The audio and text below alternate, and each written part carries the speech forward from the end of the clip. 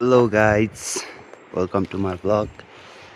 आज चाहिँ म यतातिरको यिनीहरू यो हाँगाहरू छिमाल्न आएको। अनि यो चाहिँ हिजो चिरेको, यता नि हिजो चिरेको, अनि यो चाहिँ अस्तिको दिन चिरेको दाउरा हामीले दुईवटा रुख ढालेको थियो पुँजी काटेर। यहाँ त तलतिर नि छ गुल्टेर गएकोहरू।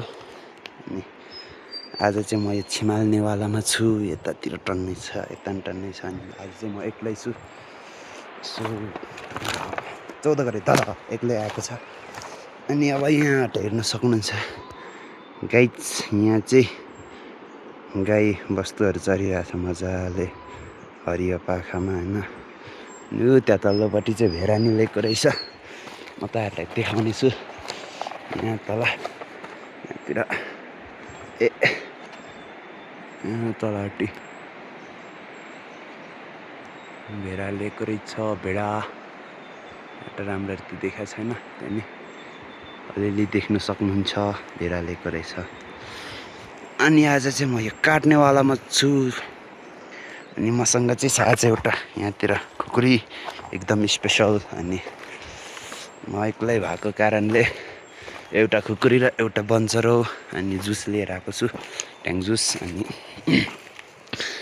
यो चाहिँ मेरो ज्याकेट। यहाँको सबै छिमाल्नु पर्ने हुन्छ, यहाँ तलपट्टिको।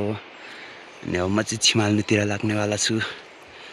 हेर्दै गर्नुहोला कि पछि लाइक सब्सक्राइब गर्नुहोला, फलो गर्नुहोला। हेलो गाइज, अब मैले चाहिँ यति फारेर छिमालिसकेको छु। यो कुनाको चाहिँ अब यति दाउरा निक्लिएको छ। यो सबै अब चेन्सोले काट्नु पर्ने चाहिँ हो, तर भोलि पर्सि होला। चेन्सोले काटेन भने यही हातले काट्नु पर्ने हुन्छ। अनि अब यहाँ र यहाँ तल्लोपट्टिको बाँकी छ। हेर्दै गर्नुहोला, इन्जोय गर्नुहोला। अनि गर्मीले पसिनै पसिना भएको छ, आँखातिर पसिना छिरेको जोक। अनि यहाँ मेरो खुकुरी नि बोधे भइसकेको छ, यत्रो छ। अनि अब यो सबै भोलितिर चिन्सोले काट्नुपर्ने हुन्छ। अब त्यस्तै हो। यहाँबाट चाहिँ टक्क पारीको दामी भ्यू देख्छ। यता पहाडहरू चट्ट हरियाली भरेको छ। यता छ यस्तो छ यस्तो। गाइज हेर्दै गर्नुहोला।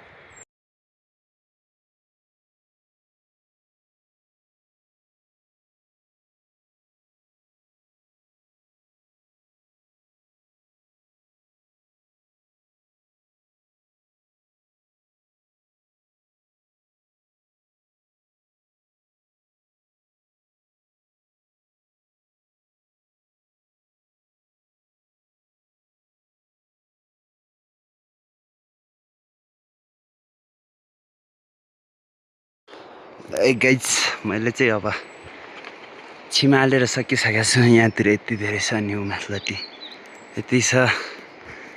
अनि आजको स्ट्यान्ड, मेरो स्ट्यान्ड चाहिँ यो एकदम नेचुरल छ होइन, उखाल्नु नि सकिँदैन छ।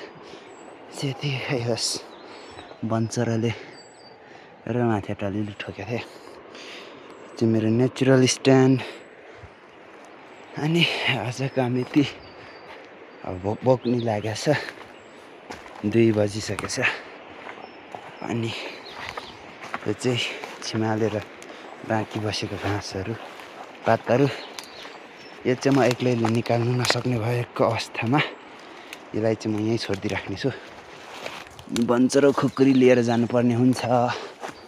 यस्तो गरेर टक्क फेरि मेरो ज्याकेट माथि रहेछ, यसलाई चाहिँ सुइट हाल्ने, यहाँबाट चढ्ने अनि यति धेरै छ। यो चाहिँ भोलि कि त अलिक पछि हो नि, कि चेन्सोले नत्र हातले काट्नुपर्ने हुन्छ। चेन्सोले हो भने चेन्सोले धेरै लाग्दैन, 1 घन्टा जति होला बढीमा अब जानुपर्ने हुन्छ। अनि म तपाईँहरूलाई हिजो हामीले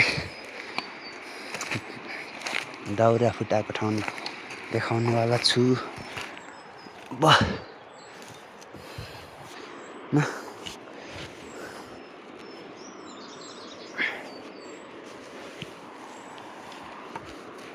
यो चाहिँ बन्चरो बोक्ने स्टाइल। अनि यो बोतल चाहिँ यतै होस् किनभने मलाई बोक्नु अल्छी लागिरहेछ। अस्ति हामीले दाउरा चाहिँ यहाँ ठाउँ ओह्रालो गुल्टेको थियो अब, अनि त्यसलाई चाहिँ तलै लगेर फुटाएको थियो हामीले। यसरी जानुपर्ने हुन्छ टक टक लगाएर, झारी झारी छ होइन, यस्तो छ। यहाँबाट तल गुल्टेको थियो हाम्रो दाउरा 3-4 मुरा। एकदम गाह्रो छ। ल मेरो ज्याकेट माथि अर्क्यो छ। यसरी अर्किने बानी साह्रै नराम्रो। अनि यहाँ त तल चाहिँ पहिरो गएको छ। झन्डै सिधै तल गएँ। म यो बन्चरोलाई चाहिँ सिधै तल फालिदिनेछु। तल पुग्यो।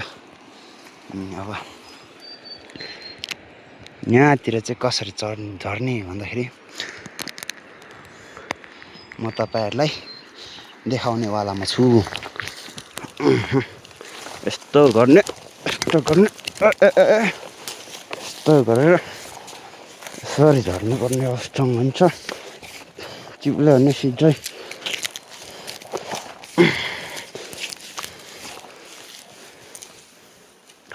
यसरी झर्ने देख्नुभयो। आई भोक लागेर अब चाहिँ खासै एनर्जी बचिया छैन। हिजो हामीले चाहिँ यहीँ हो हिजो त्यो गरेको यहाँ कुनामा पहिला चराको गुड थियो। म तपाईँहरूलाई चराको गुड्ने देखाउन चाहन्छु। हो यहाँ रहेछ। अब चाहिँ बच्चा नि रहेछ यहाँ हेर्नु सक्नुहुन्छ। चराको बच्चा, तर कुन चरा हो थाहा भएन। यसलाई चाहिँ यतिकै छाडिदिउँ होइन। सिधै जाने ठक्क आएर हालत चाहिँ यस्तो भइसकेको छ। हिजो चाहिँ हामीले यहीँ फुटाएको थियो दाउरा। यो पर देख्न सक्नुहुन्छ। कम्तीमा नि 1 पिल होला। अब यहाँबाट त्यहाँ पारि चाहिँ भेडागोठ देख्न सक्नुहुन्छ। भेडा चाहिँ अरू ठाउँ चराउनु लगेको जस्तो छ। यहाँ तल चाहिँ रोड पनि छ। अनि यहाँ चाहिँ हिजो हामी मरा दाइ मिलेर यो फुटाएको। हिजो मरा दाइले फुटाएको यति छ। धेर त होइन 1 पिल जति। यहाँ त घर जानुपर्ने हुन्छ टुई टुई लगाएर। Okay guys, by by. Guys देख्न सक्नुहुन्छ भने भेडा अघिदेखि भेडा भन्दै थिएँ। भेडा चाहिँ यहीँ ल्याएछ। यहाँतिर छन् टन्नै रहेछ है। बाँकी चाहिँ उता खोल्सातिरै छ जस्तो छ। यहाँ यति रहेछ चराउन ल्याएको जस्तो छ। यति रहेछ। यो चाहिँ इरिङ। यतातिर गोठालोहरू रहेछन्। यहाँ कुनामा गोठालो भेडा। अझै यता आउँदै रहेछ टन्नै छ जस्तो छ। यता कुनामा चाहिँ यो कुनामा चाहिँ भर्खर थोरै निक्लिँदै रहेछ।